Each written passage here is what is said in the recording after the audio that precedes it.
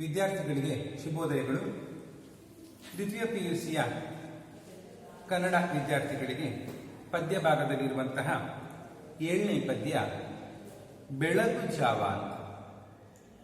ಈ ಬೆಳಗು ಜಾವ ಪದ್ಯವನ್ನ ಬರೆದಂಥವರು ಅಂಬಿಕಾತನಯ ದತ್ತ ಎಂಬ ಕಾವ್ಯನಾಮವನ್ನು ಇಟ್ಟುಕೊಂಡಿರುವಂತಹ ದರ ಬೇಂದ್ರೆ, ದತ್ತಾತ್ರೇಯ ರಾಮಚಂದ್ರ ಬೇಂದ್ರೆ, ಕನ್ನಡದ ವರಕವಿ ಎಂದು ಪ್ರಸಿದ್ಧರಾದಂಥವರು. ಇವರ ಪರಿಚಯ ಅಂತಂದ್ರೆ, ದರಾ ಬೇಂದ್ರೆ ಎಂಬ ಹೆಸರಿನ ಮೂಲಕ ಖ್ಯಾತರಾದ ದತ್ತಾತ್ರೇಯ ರಾಮಚಂದ್ರ ಬೇಂದ್ರೆ ಕನ್ನಡ ನಾಡು ಕಂಡ ಶ್ರೇಷ್ಠ ಕವಿಗಳಲ್ಲಿ ಒಬ್ಬರು. ಅಂಬಿಕಾತನಯ ದತ್ತ ಎಂಬ ಕಾವ್ಯನಾಮ ಸಾಧನಕೇರಿ ಬೇಂದ್ರೆಯವರ ಕಾವ್ಯಕ್ಕೆ ಪ್ರೇರಣೆ ನೀಡಿದ ಸ್ಥಳ. ಕಲಿತದ್ದು ಮರಾಠಿ ಪರಿಸರದಲ್ಲಾದರೂ ಬರೆದದ್ದು ಕನ್ನಡದಲ್ಲಿ. ಧಾರವಾಡದಲ್ಲಿ ಗೆಳೆಯರ ಗುಂಪನ್ನು ಕಟ್ಟಿ ಸಾಹಿತ್ಯ ವಾತಾವರಣ ಬೆಳೆಯುವಂತೆ ಮಾಡಿದ್ದು ಅವರಿಗಿದ್ದ ಸಾಹಿತ್ಯ ಪ್ರೀತಿಯ ದ್ಯೋತಕ. ಕೃಷ್ಣಕುಮಾರಿ, ಗರಿ, ಸಖಿಗೀತ, ಉಯ್ಯಾಲೆ, ನಾದಲೀಲೆ, ಗಂಗಾವತರಣ, ನಾಲ್ಕುತಂತಿ ಮೊದಲಾದ 20ಕ್ಕೂ ಹೆಚ್ಚು ಕವನ ಸಂಕಲನಗಳನ್ನು, ಹುಚ್ಚಾಟ, ಹೊಸ ಸಂಸಾರ ಮತ್ತು ಇತರ ನಾಟಕಗಳು ಮೊದಲಾದ ನಾಟಕ ಕೃತಿಗಳನ್ನು ಬೇಂದ್ರೆ ರಚಿಸಿದ್ದಾರೆ. ಸಾಹಿತ್ಯದ ವಿರಾಟ್ ಸ್ವರೂಪ ಬೇಂದ್ರೆಯವರ ವಿದ್ವತ್ ಪ್ರತಿಭೆಯನ್ನು ಸಾರುವ ವಿಮರ್ಶಾ ಗ್ರಂಥ. ಇವಲ್ಲದೆ ಅರವಿಂದರ ಅನೇಕ ಕೃತಿಗಳನ್ನು, ಟಾಗೋರ್, ಕಬೀರ್ ಮೊದಲಾದ ಕವಿಗಳ ಕೃತಿಗಳನ್ನು ಬೇಂದ್ರೆ ಕನ್ನಡಕ್ಕೆ ಅನುವಾದಿಸಿದ್ದಾರೆ. 1943ರಲ್ಲಿ ಶಿವಮೊಗ್ಗದಲ್ಲಿ ನಡೆದ ಅಖಿಲ ಭಾರತ ಕನ್ನಡ ಸಾಹಿತ್ಯ ಸಮ್ಮೇಳನದ ಅಧ್ಯಕ್ಷತೆಯನ್ನು ವಹಿಸಿದ್ದ ಬೇಂದ್ರೆಯವರಿಗೆ 1968ರಲ್ಲಿ ಪದ್ಮಶ್ರೀ ಪ್ರಶಸ್ತಿಯು, 1973ರಲ್ಲಿ ಭಾರತೀಯ ಜ್ಞಾನಪೀಠ ಪ್ರಶಸ್ತಿಯು ಲಭಿಸಿದೆ. ಬೇಂದ್ರೆಯವರು ನವೋನ್ಮೇಷ ಶಾಲಿನಿಯಾದ ಪ್ರತಿಭೆ. ಉತ್ತರ ಕರ್ನಾಟಕದ ಆಡು ಭಾಷೆಯ ಲಯ, ಶಬ್ದ ಸಂಪತ್ತು, ಗಾದೆ ಮಾತು, ಧ್ವನಿ ಶಕ್ತಿ ಪೂರ್ಣ ರೂಪದಲ್ಲಿ ಬಳಸಿಕೊಂಡು ಕಾವ್ಯಕ್ಕೆ ಹೊಸ ರೂಪ ಕೊಟ್ಟವರು. ಜಾನಪದ ಲಯ, ಗತ್ತಿನ ಮೂಲಕ ನವೋದಯ ಕಾವ್ಯವನ್ನು ಉಚ್ಛ್ರಾಯ ಸ್ಥಿತಿಗೆ ಒಯ್ದವರು. ವ್ಯಕ್ತಿಯ ಬದುಕಿನ, ಸಂಸಾರದ, ನಿಸರ್ಗದ, ಮನುಷ್ಯನೊಬ್ಬನ ಬದುಕಿನಲ್ಲಿ ದೊರೆಯಬಹುದಾದ ಭಾವ ಸಂಕೀರ್ಣಗಳನ್ನೆಲ್ಲ ಅನನ್ಯವಾದ ರೀತಿಯಲ್ಲಿ ಬೇಂದ್ರೆ ಕಟ್ಟಿಕೊಡುತ್ತಾರೆ. ಈ ಪದ್ಯದಲ್ಲೂ ಕೂಡ ಆ ಪ್ರಯತ್ನವನ್ನ ಬೇಂದ್ರೆಯವರು ಮಾಡಿದ್ದಾರೆ.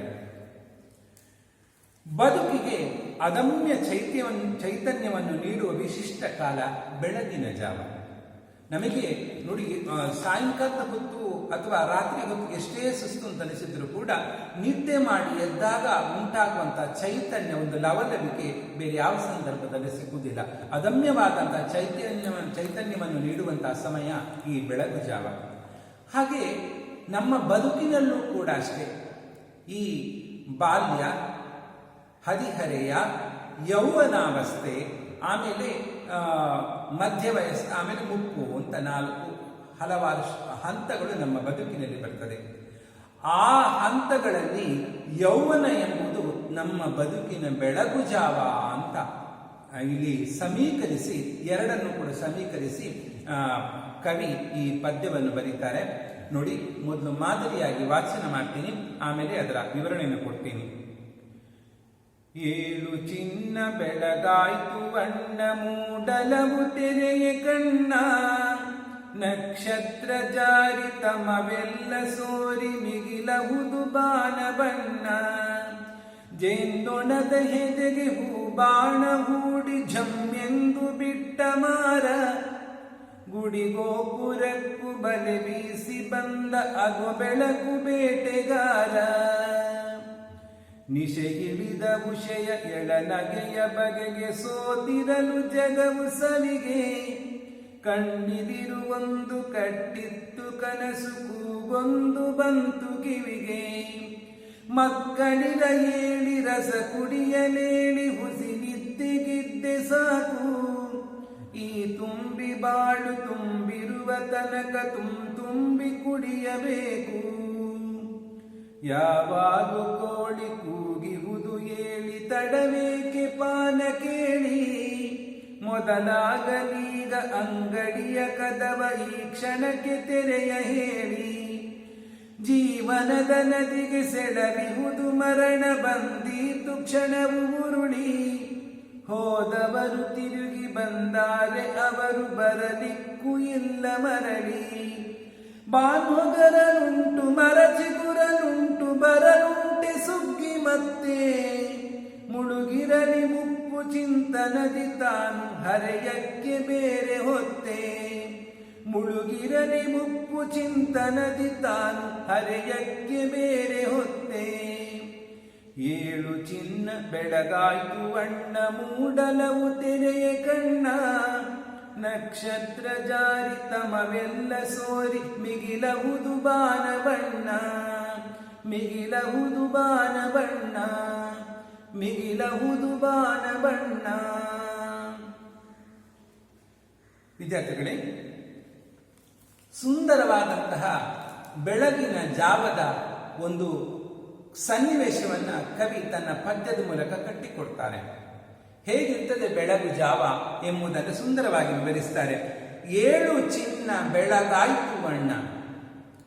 ನೋಡಿ, ಈ ಕವಿ ಈ ಪದ್ಯದ ಮೂಲಕ ಕೇವಲ ಚಿಕ್ಕವರನ್ನು ಮಾತ್ರ ಅಲ್ಲ, ಕಿರಿಯರು ಹಿರಿಯರು ಎಲ್ಲರೂ ಕೂಡ ಬೆಳಗಿನ ಜಾವದ ಸದುಪಯೋಗವನ್ನು ಪಡಿಸಿಕೊಳ್ಳಿ. ಹಾಗಾಗಿ ತನಗಿಂತ ಚಿಕ್ಕವರಿಗೆ ಏಳು ಚಿನ್ನ ಅಂದಿದ್ದಾರೆ, ತನಗಿಂತ ದೊಡ್ಡವರಿಗೆ ಬೆಳಗಾಯ್ತು ಅಣ್ಣ, ಅಣ್ಣ ಬೆಳಗಾಯ್ತು ಏಳು ಎಂಬುದಾಗಿ ಸೂಚಿಸಲು ಏಳು ಚಿನ್ನ ಬೆಳಗಾಯ್ತು ಅಣ್ಣ ಮೂಡಲವು ತೆರೆಯ ಕಣ್ಣ.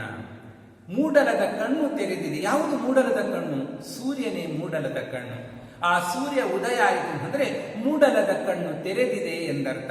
ಹಾಗಾಗಿ ಮೂಡಲವು ಕಣ್ಣು ತೆರೆಯೇ, ಮೂಡಲದಿಗೂ ಕಣ್ಣು ತೆರೆದಿದೆ, ನಕ್ಷತ್ರ ಜಾರಿದೆ. ಬೆಳಗಿನ ಜಾವದಲ್ಲಿ ನಕ್ಷತ್ರಗಳು ಜಾರಿ ಹೋಗ್ತದೆ. ತಮವೆಲ್ಲ, ತಮ ಅಂದರೆ ಕತ್ತಲು ಅಂತ, ಕತ್ತಲೆಲ್ಲ ಸೋರಿ ಹೋಗ್ತದೆ. ಮಿಗಿಲಹುದು ಬಾನ ಬಣ್ಣ. ಬಾನಿಗೆ ಅಂದರೆ ಆಕಾಶಕ್ಕೆ ವಿಶೇಷವಾದಂತಹ ಬಣ್ಣಗಳು ಹೆಚ್ಚು ಹೆಚ್ಚಾಗಿ ಬೆಳಕಿನ ಬಣ್ಣ ಅಲ್ಲಿ ಹೆಚ್ಚಾಗ್ತಾ ಇದೆ. ಜೇನ್ನೊಣದ ಹೆದೆಗೆ ಹೂಬಾಣ ಹೂಡಿ ಝಮ್ಮೆಂದು ಬಿಟ್ಟ ಮಾರ.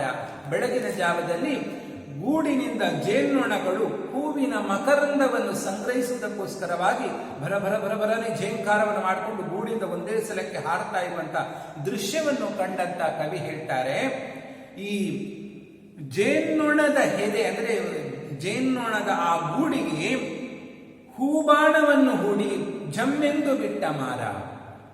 ಆ ಮನ್ಮಥ, ಮಾರ ಅಂದರೆ ಮನ್ಮಥ ನಿಮ್ಗೆ ಗೊತ್ತಿರಬೇಕು, ಮನಸ್ಸಿಜ ಅಂತ, ವಿಷ್ಣುವಿನ ಮನಸ್ಸಿನಲ್ಲಿ ಜನಿಸಿದ ಕಾರಣವನ್ನು ಮನಸ್ಸಿಜ ಅಂತ ಹೆಸರು. ಆ ಮನ್ಮಥನಿಗೆ ಹೂವಿನ ಅವನ ಪ್ರೀತಿಯ ಅಧಿದೇವ. ಲೋಕ ನಡೆಯುವುದೇ ಆ ಮನ್ಮಥನಿಂದಾಗಿ. ಹಾಗಾಗಿ ಅವನ ಉದ್ಯೋಗ ಏನು? ಪರಸ್ಪರ ಪ್ರೀತಿಯನ್ನು ಬೆಳೆಸಿ ಸಂತಾನ ವೃದ್ಧಿಯನ್ನು ಮಾಡಿಸುವಂಥದ್ದೇ ಮನ್ಮಥನ ಮಾರನ ಉದ್ಯೋಗ, ಅವನ ಕರ್ತವ್ಯ. ಹಾಗಾಗಿ ಅವನು ಪ್ರೀತಿ ಪ್ರೇಮಗಳನ್ನು ಅಂಕುರಿಸುವುದಕ್ಕೋಸ್ಕರವಾಗಿ ತನ್ನಲ್ಲಿರುವಂತಹ 5 ಹೂಬಾಣಗಳಿವೆ. ಅರವಿಂದ, ನೀಲೋತ್ಪಲ, ಆಮೇಲೆ ಮಲ್ಲಿಕಾ ಮುಂತಾದಂತಹ 5 ಹೂವಿನ ಬಾಣಗಳಿದೆ. ಆ ಹೂವಿನ ಬಾಣಗಳನ್ನು ಯಾರ ಮೇಲೆ ಪ್ರಯೋಗ ಮಾಡ್ತಾನೆ ಅವರಲ್ಲಿ ಪ್ರೀತಿ ಅಂಕುರಿಸಿ ಅವರು ಸಂಸಾರಕ್ಕಿಳಿಯುವಂತಹ ಮನೋಭಾವ ಅವರಲ್ಲಿ ಮೂಡುತ್ತದೆ ಅಂತ. ಹಾಗಾಗಿ ನಿಮಗೆ ಕತೆ ಗೊತ್ತಿರಬೇಕು, ಗಿರಿಜಾ ಕಲ್ಯಾಣದ ಸಂದರ್ಭದಲ್ಲಿ ಶಿವ ಘೋರವಾದಂತಹ ತಪಸ್ಸಲ್ಲಿರ್ತಾನೆ. ಗಿರಿಜೆಯ ಜೊತೆಗೆ ಅವನ ಮದುವೆ ಆಗಬೇಕು, ಆನಂತರ ಷಣ್ಮುಖ ಜನಿಸಬೇಕು. ಆ ಹುಟ್ಟಿದಂತ ಷಣ್ಮುಖ ತಾರಕಾಸುರನ ವಧೆಯನ್ನು ಮಾಡಬೇಕು ಅಂತ ದೇವತೆಗಳು ಯೋಚನೆ ಮಾಡಿರ್ತಾರೆ.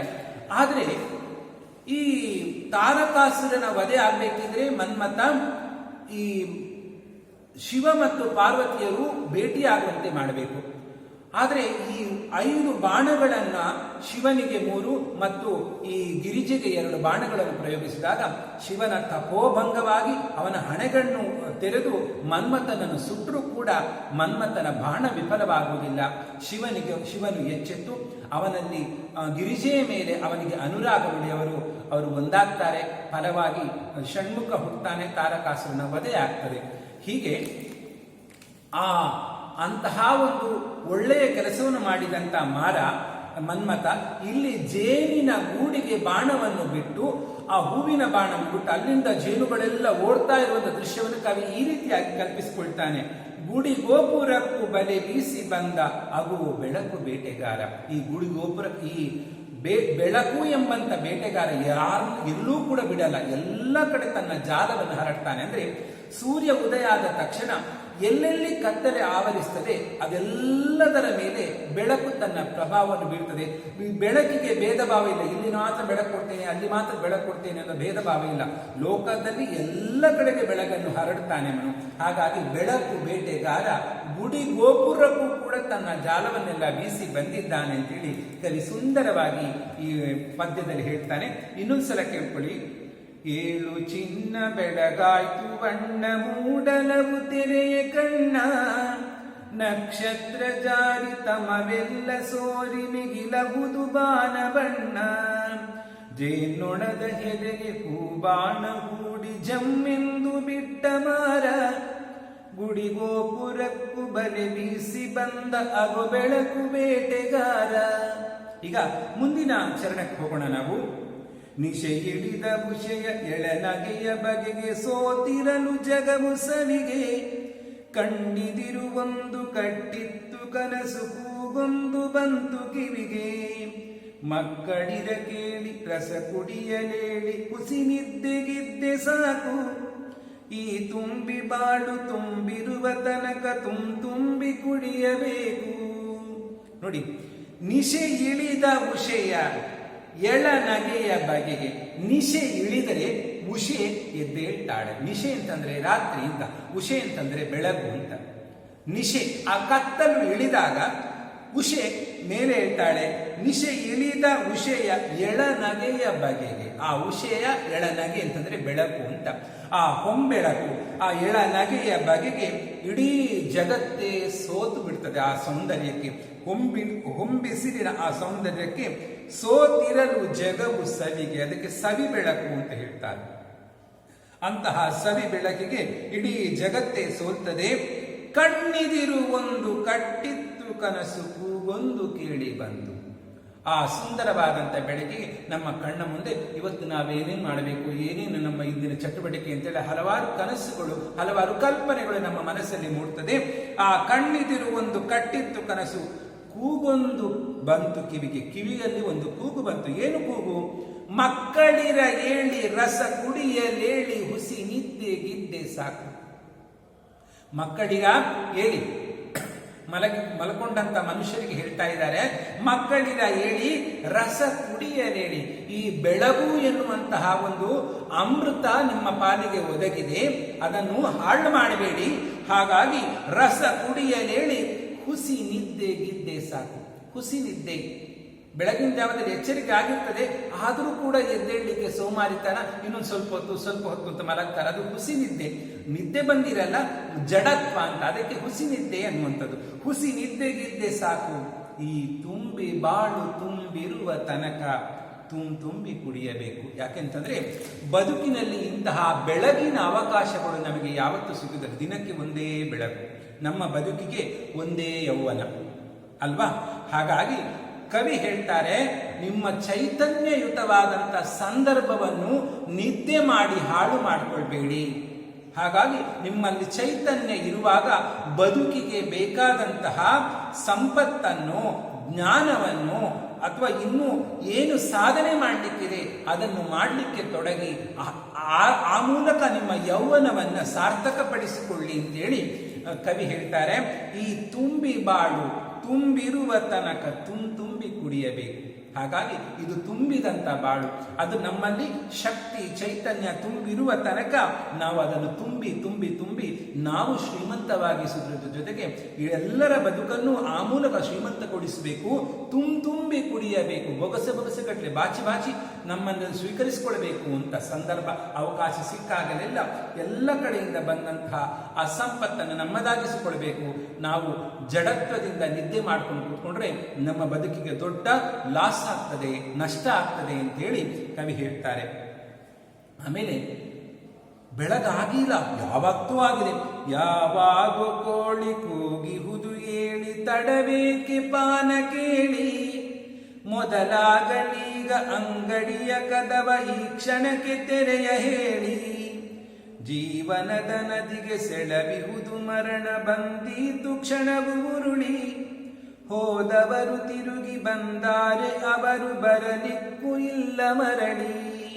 ನೋಡಿ, ಯಾವಾಗೋ ಕೋಳಿ ಕೂಗಿದಂದ್ರೆ ಬೆಳಗಾಗಿ ತುಂಬಾ ಹೊತ್ತಾಗಿದೆ. ಕೋಳಿ ಬೆಳಗಿನ ಜಾವಕ್ಕಿಂತ ಮುಂಚೆನೆ, ಸೂರ್ಯ ಉದಯಕ್ಕಿಂತ ಮುಂಚೆನೆ ಕೋಳಿ ಕೂಗಿ ಎಚ್ಚರಿಸ್ತದೆ. ಇನ್ನು ಸ್ವಲ್ಪ ಹೊತ್ತಲ್ಲಿ ಬೆಳಗಾಗ್ತದೆ, ಎಲ್ಲ ಅಲರ್ಟ್ ಆಗಿ ಅಂತೇಳಿ ಕೋಳಿ ಕೂಗಿ ಎಚ್ಚರಿಸ್ತದೆ.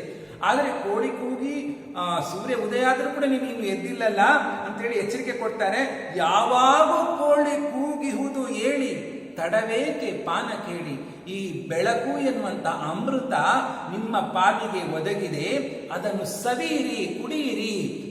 ಅಮೃತ ಅಂದ್ರೆ ಪಾನ ಆದ ಕಾರಣದಲ್ಲಿ ಆ ಪಾನವನ್ನು ಕುಡಿಯಲೇಳಿ, ಪಾನ ಕೇಳಿ ಶುರು ಆರಂಭವಾಗಲಿ. ಮೊದಲಾಗಲೀಗ ಅಂಗಡಿಯ ಕದವ ಈ ಕ್ಷಣಕ್ಕೆ ತೆರೆಯ ಹೇಳಿ. ಮೊದಲಾಗಲಿ ಅಂದ್ರೆ ಆರಂಭವಾಗಲಿ, ಅಂಗಡಿಯ ಕದವ ಈ ಕ್ಷಣಕ್ಕೆ ತೆರೆಯ ಹೇಳಿ. ಅಂದ್ರೆ ಗಮನಿಸಿಕೊಳ್ಳಿ, ಅಂಗಡಿಯ ಕದ ಅಂತಂದ್ರೆ ಏನು? ಅಂಗಡಿ ಬಾಗಿಲು ತೆಗಿಬೇಕು ಅಂತ ಇಲ್ಲಿ ಮೇಲ್ನೋಟದ ಅರ್ಥ. ಅಂದ್ರೆ ಅಂಗಡಿ ಅಂತಂದ್ರೆ ನಮ್ಮ ಬದುಕಿನ ಚಟುವಟಿಕೆಗಳು ಆರಂಭವಾಗಲಿ. ಅಂಗಡಿಯಲ್ಲಿ ವ್ಯವಹಾರಗಳು ಹೇಗೆ ಆರಂಭವಾಗ್ತದೆ, ಕದ ತೆಗೆದ ತಕ್ಷಣ ಕೊಡುಕೊಳ್ಳುವಿಕೆ ವ್ಯವಹಾರ ಹೇಗೆ ಆರಂಭವಾಗ್ತದೆಯೋ ಹಾಗೆ ನಿದ್ದೆಯಿಂದಂತ ಎದ್ದಂತಹ ನಾವು ಚಟುವಟಿಕೆಯಲ್ಲಿ ತೊಡಗಿಕೊಳ್ಳೋಣ ಎನ್ನುವಂತಹ ಎಚ್ಚರಿಕೆಯನ್ನ ಕವಿ ಹೇಳ್ತಾರೆ. ಮೊದಲಾಗಲೀಗ ಅಂಗಡಿಯ ಕದವ ಈ ಕ್ಷಣಕ್ಕೆ ತೆರೆ. ಈ ಕ್ಷಣವೇ ಅಂಗಡಿಯ ಕದವನ್ನು ತೆಗೆದು ಚಟುವಟಿಕೆಯನ್ನು ಆರಂಭಿಸಿ ಎನ್ನುವಂತಹ ಸಂದೇಶವನ್ನು ಇಲ್ಲಿ ಕೊಡ್ತಾರೆ. ಜೀವನದ ನದಿಗೆ ಸೆಳವಿಹುದು ಮರಣ ಬಂದೀತು ಕ್ಷಣವು ಗುರುಳಿ. ನಮ್ಮ ಜೀವನ ಎನ್ನುವಂತ ನದಿಗೆ ಅದು ಹೇಗೆ ಹೋಗ್ತದೆ, ಹೇಗೆ ಮುಕ್ತಾಯ, ಹೇಗೆ ಆರಂಭ ಆಯಿತು, ಹೇಗೆ ಮುಕ್ತಾಯ ಆಯಿತು ಅಂತ ಹೇಳಕ್ಕಾಗುವುದಿಲ್ಲ. ಹಾಗಾಗಿ ಜೀವನದ ನದಿಗೆ ಸೆಳವಿಹುದು, ಸೆಳೆತ ಇದೆ.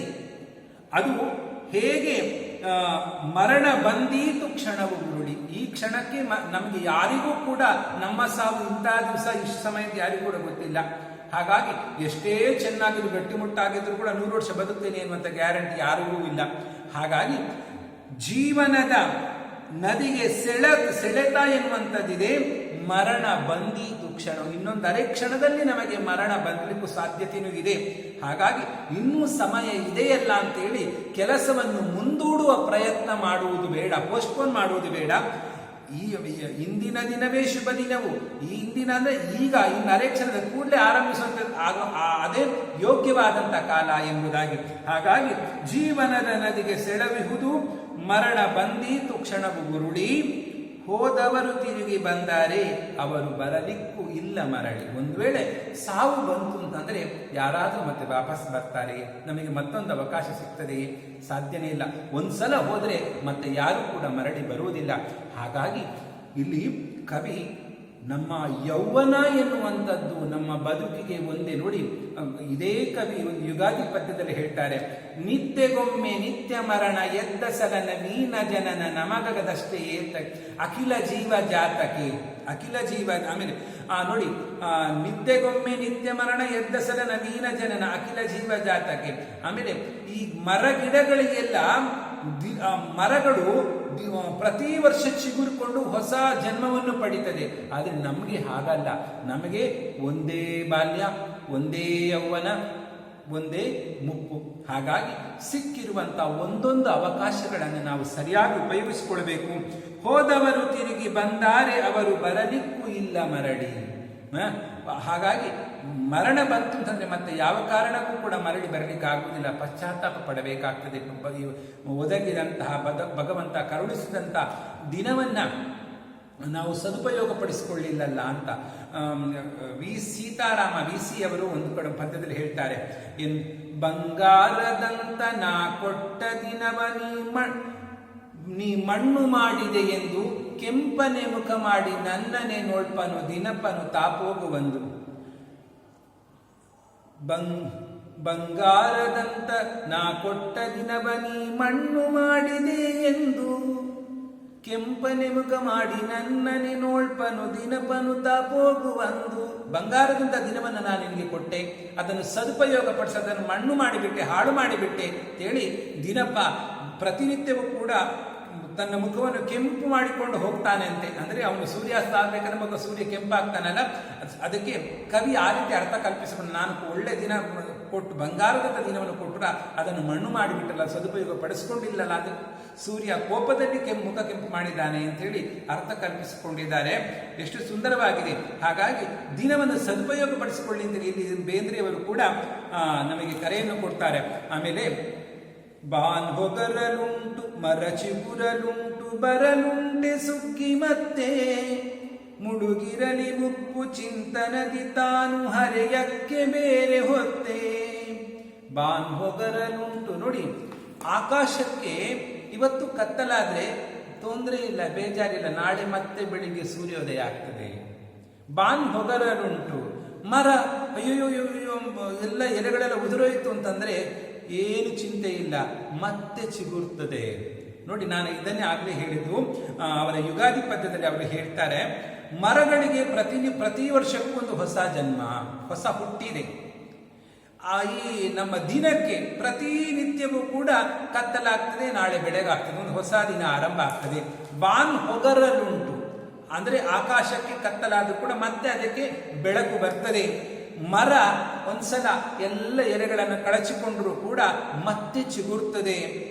ಆದರೆ ನಮ್ಮ ಬದುಕಿಗೆ ಈ ಯೌವನ ಎಂಬಂತ ಸುಗ್ಗಿ ಮತ್ತೆ ಬರ್ತದೆ. ಈ ಯೌವನ ಎನ್ನುವಂಥದ್ದು ಸುಗ್ಗಿ ಇದ್ದ ಹಾಗೆ. ಈ ಸುಗ್ಗಿ ನಮ್ಮ ಬದುಕಲ್ಲಿ ಒಮ್ಮೆ ಮಾತ್ರ ಬರುವುದು. ಹಾಗಾಗಿ ಯೌವನದಲ್ಲಿ ನಾವೇನು ಸಾಧಿಸಬೇಕು ಎನ್ನುವಂಥದ್ದನ್ನು ಯೌವನದಲ್ಲೇ ಸಾಧಿಸಬೇಕು. ಕಳೆದು ಹೋದ ನಂತರ ಪಶ್ಚಾತ್ತಾಪ ಪಟ್ಟರೆ ಏನೂ ಪ್ರಯೋಜನ ಇಲ್ಲ. ಹಾಗಾಗಿ ಬರಲುಂಟೆ ಸುಗ್ಗಿ ಮತ್ತೆ ಮುಳುಗಿರಲಿ ಮುಪ್ಪು ಚಿಂತನದಿ.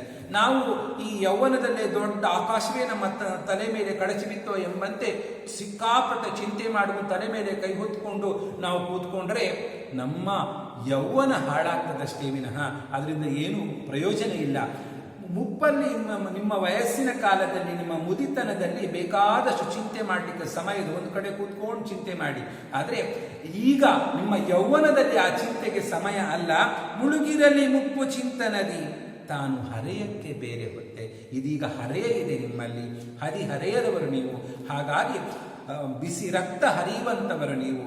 ಹಾಗಾಗಿ ಚಟುವಟಿಕೆಯಿಂದ ಹರಿಯುತ್ತಾ ಹಲವಾರು ಕೆಲಸಗಳನ್ನು, ಸಾಧನೆಗಳನ್ನು ಮಾಡಿ ಬದುಕನ್ನು ಸಾರ್ಥಕಪಡಿಸಿಕೊಳ್ಳಿ. ಚಿಂತೆಯಿಂದ ಯೋಚನೆ ಮಾಡ್ತಾ ಯೌವನವನ್ನು ಹಾಳು ಮಾಡಬೇಡಿ, ಒಂದು ಸಾಧನೆಯನ್ನು ಮಾಡಿ ಅಂತೇಳಿ ಕವಿ ಮತ್ತೆ ಇದರಲ್ಲಿ ಹೇಳ್ತಾರೆ. ನೋಡಿ, ಬಾನ್ ಹೊಗರಲುಂಟು ಮರಚಿಗುರಲುಂಟು ಬರಲುಂಟೆ ಸುಗ್ಗಿ ಮತ್ತೆ ಮುಳುಗಿರಲಿ ಮುಪ್ಪು ಚಿಂತನದಿ ತಾನು ಹರೆಯಕ್ಕೆ ಬೇರೆ ಹೊತ್ತೆ. ಹೀಗೆ ಒಳ್ಳೆಯ ಕರೆಯನ್ನ ಯುವಕರಿಗೆ, ಎಲ್ಲ ವಿಧದಂಥ ಮನುಷ್ಯರಿಗೆ ಕವಿ ಕೊಡ್ತಾರೆ. ಸಿಕ್ಕಿರುವಂಥ ಅವಕಾಶಗಳನ್ನು ಸದುಪಯೋಗ ಪಡಿಸಿಕೊಳ್ಳಿ. ನಂತರ ಪಶ್ಚಾತ್ತಾಪ ಪಟ್ಟು ಕೊರಗಬೇಡಿ. ಬೆಳಕು ಜಾವ ಅಂದರೆ ನಮ್ಮ ಬದುಕಿನ ಯೌವನ ಇದ್ದ ಹಾಗೆ. ಹಾಗಾಗಿ ಬಹಳ ಚೈತನ್ಯಪೂರ್ಣವಾದಂಥ, ಚೈತನ್ಯಯುತವಾದಂಥ ಅವಕಾಶ, ಭಗವಂತ ಕೊಟ್ಟಿರುವಂಥ ಅವಕಾಶ, ಅದನ್ನು ಸದುಪಯೋಗ ಪಡಿಸಿಕೊಂಡು ಬದುಕನ್ನು ಸಾರ್ಥಕಪಡಿಸಿಕೊಳ್ಳೋಣ ಅಂಥೇಳಿ ಕವಿ ಕರೆ ಕೊಡ್ತಾರೆ. ಹಾಗಾಗಿ ವಿದ್ಯಾರ್ಥಿಗಳೇ, ನಿಮಗೂ ಕೂಡ ಅಷ್ಟೇ, ಎಷ್ಟೆಲ್ಲ ಸಮಾಜದಲ್ಲಿ ನಮ್ಮ ಲೋಕದಲ್ಲಿ ಏರುಪೇರುಗಳಾದರೂ ಕೂಡ ನಿಮ್ಮ ಯೌವನದ ಸಮಯ ಇದು. ಹಾಗಾಗಿ ಯೌವನದ ಸಮಯದಲ್ಲಿ ನೀವು ಈಗ ಉದಾಹರಣೆಗೆ ಕಾಲೇಜಿಗೆ ಬಂದು ಚೆನ್ನಾಗಿ ಅಭ್ಯಾಸ ಮಾಡುವಂತಹ ಅವಕಾಶಗಳು ನಿಮ್ಮ ತಪ್ಪಿತು ಅಂತ ತಿಳ್ಕೊಳ್ಬೇಡಿ.